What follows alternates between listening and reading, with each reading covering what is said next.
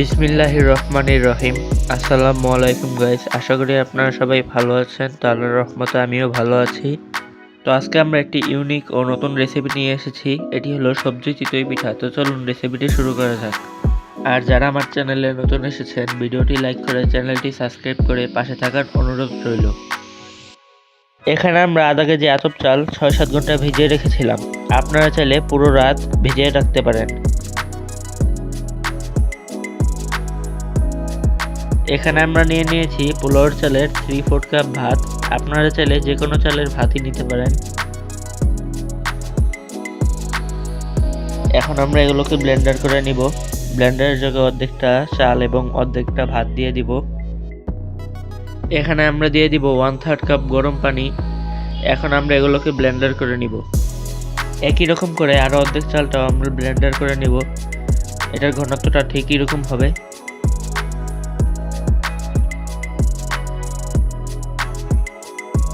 এগুলো আমরা একটা বাটিতে ঢেলে নিব। দিয়ে দিব 1 টেবিল চামচ সয়াবিন তেল।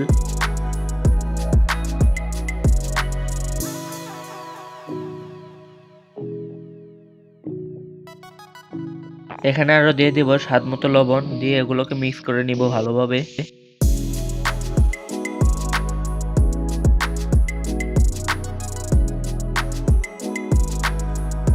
আমরা চুলায় একটি পিঠার খোলা বসিয়ে দিব। একটি নেকড়াতে তেল এবং পানি মিক্স করে খোলাটি মুছে নিব। এখন এখানে দিয়ে দিব 1/2 কাপ বেটার।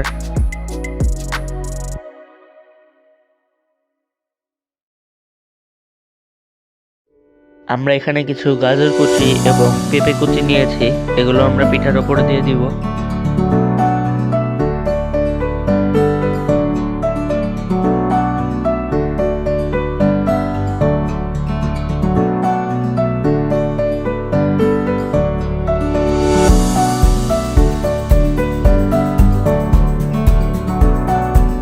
আরও নিয়েছি পেঁয়াজ পাতা কুচি এবং ধনিয়া পাতা কুচি। এগুলো একটু একটু করে দিয়ে দিব।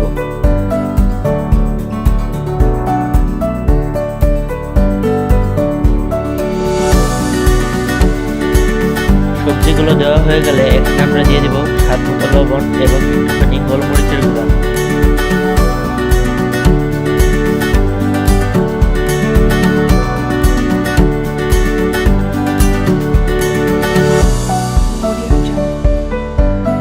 এখন এটাকে ঢেকে দিয়ে ওয়েট করব পিঠাটি হয়ে যাওয়া পর্যন্ত। কিছুক্ষণ পর ঢাকনাটি উঠিয়ে পিঠাটি নামিয়ে নিব। দেখুন পিঠাটা কত সুন্দর হয়েছে। এভাবে আমরা আরো কিছু পিঠা বানিয়ে নিব। পিঠাগুলো বানানো হয়ে গেলে পরিবেশন করে নিব। আর তৈরি হয়ে গেল আমাদের ইউনিক একটি রেসিপি সবজি চিতই।